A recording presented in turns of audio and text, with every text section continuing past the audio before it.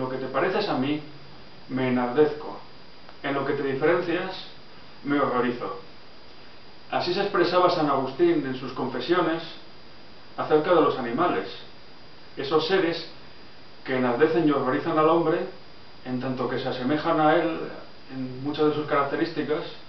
Son otro tipo de voluntades, aunque no son humanas, como bien sabemos, pero que a su vez nos horrorizan porque constituye todo un misterio saber qué se esconde detrás de toda esa conducta. Y de hecho, pues el problema de las relaciones entre los hombres y los animales y sus diferencias ha sido abordado desde los comienzos de la historia de la filosofía. Ya el propio Aristóteles, en su física, pues señalaba que todas las sustancias del mundo sublunar, aquellas que están sometidas a corrupción y que por lo tanto pues llegan a desarrollar su telos, y en el momento que se agotan, pues son, digamos que se distinguen según aquellas que tienen el principio del movimiento en otros. Es decir, en la física todo lo que se mueve es movido por otro, pero hay una serie de sustancias que tienen el principio de movimiento en sí mismas, y esas son las sustancias vivientes que señaló Aristóteles. Así pues, las plantas tienen el principio de movimiento que él denomina alma. El alma de la que tanto se ha hablado en la tradición filosófica la señala Aristóteles, la define como el principio de movimiento que tienen los seres vivientes. Entonces las plantas tienen un alma vegetativa, es decir, que les sirve solamente para alimentarse y crecer. Los animales tienen un alma sensitiva, ¿no?, lo que diríamos hoy como psique, ¿no? Tienen vida psíquica, es decir, tienen sentimientos, reaccionan ante el entorno. Y los seres humanos, aparte pues, del alma vegetativa y de la sensitiva, tienen un alma racional. De hecho, el hombre es definido por Aristóteles como animal racional. Y precisamente alma tiene su etimología en el latín anima. Y de hecho, pues esa etimología es compartida por animal, es decir, el animal es el que tiene ánima, ¿no? En este caso, pues la vida psíquica de la que hemos hablado. Por lo tanto, existe lo que dirían los clásicos escolásticos, una suerte de evolución ideal en la que todos los seres vivientes sufren una especie de gradación, y esa evolución ideal, digamos, que llega al hombre y a su vez a Dios, como diría Kant. Es decir, en la crítica del juicio, como señala Kant, pues digamos que la evolución ideal está pensada desde la perspectiva de que existe Dios.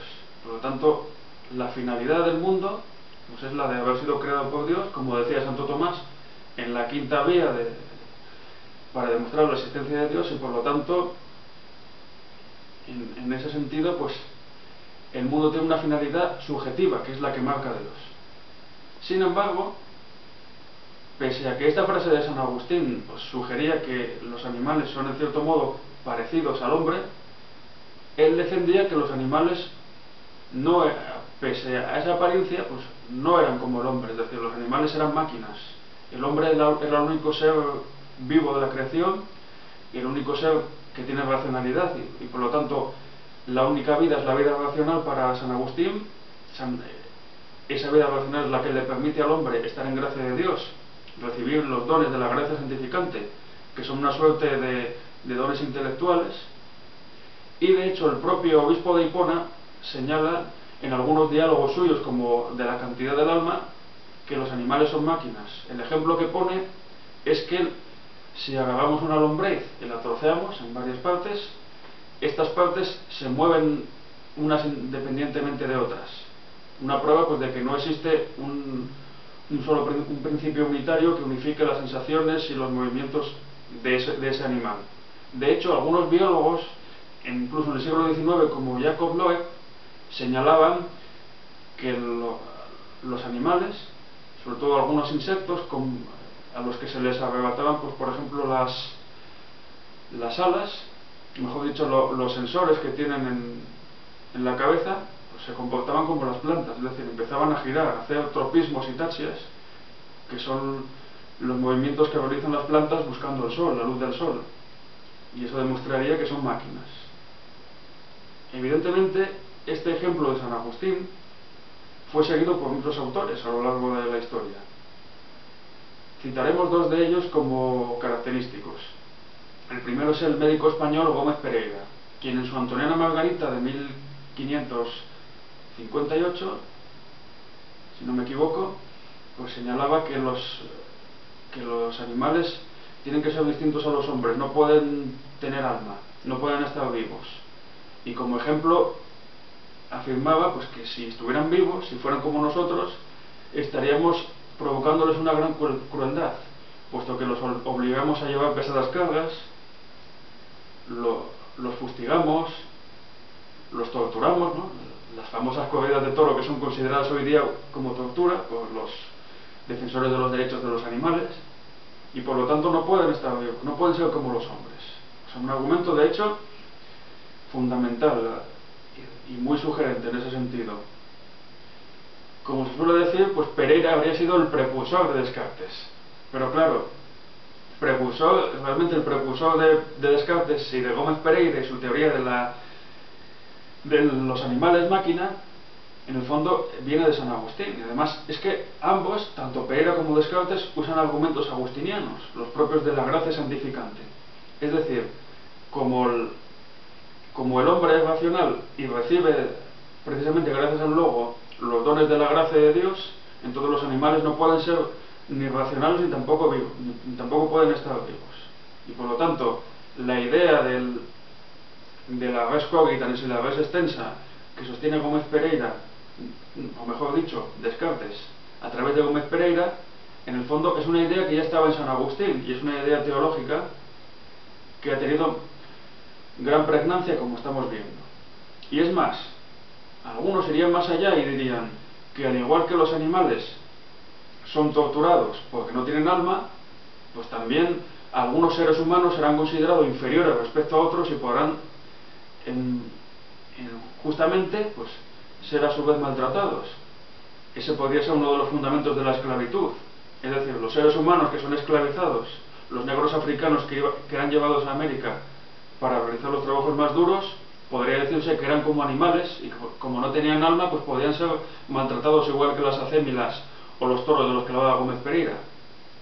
Y a su vez, en una época mucho más cercana a nosotros, pues los nazis alemanes, utilizando los argumentos de la filosofía clásica alemana, donde los alemanes eran el único pueblo filosófico, el único pueblo con espíritu, otra vez la gracia santificante ahora convertida en espíritu o en el mito de la cultura, como diría Gustavo Bueno. Por lo tanto, los alemanes son los superhombres, que diría Nietzsche, y entonces tienen todo el derecho a someter a los infrahombres, es decir, a los judíos, a los gitanos y otras razas que ellos considerarían inferiores. Y esto según el argumento agustiniano que precisamente recogió Lutero cuando se inició la Reforma Protestante. Como señala Gustavo Bueno, precisamente de Lutero se va a Hegel, Nietzsche y Hitler. Sin embargo, otros autores ya en tiempos escolásticos, recogiendo parte de la tradición aristotélica y otras fuentes, pues señalan que los animales son racionales, lo que pasa que en menor grado. Esto es lo que dice el padre Feijóo entre nosotros en el siglo XVIII. En su discurso Racionalidad de los brutos, él señala pues que los animales tienen un principio más que sensitivo y por lo tanto han de ser racionales, según el árbol predicamental de Porfirio, aquel que señala que las especies son creadas por Dios y por lo tanto se mantienen fijas e inmutables. Sin embargo, con el surgimiento pues de las ideas transformistas, tanto de Buffon como de Lamarck, que suponen que el ambiente moldea a los distintos seres vivos y provoca su transformación, y ya más adelante con la idea de Darwin del origen de las especies, donde los animales pues se van transformando sucesivamente, pero ya no tanto en virtud de caracteres adquiridos, sino, como se diría después, pues una información genética que se va transmitiendo dentro del propio filo, es decir, de la propia especie.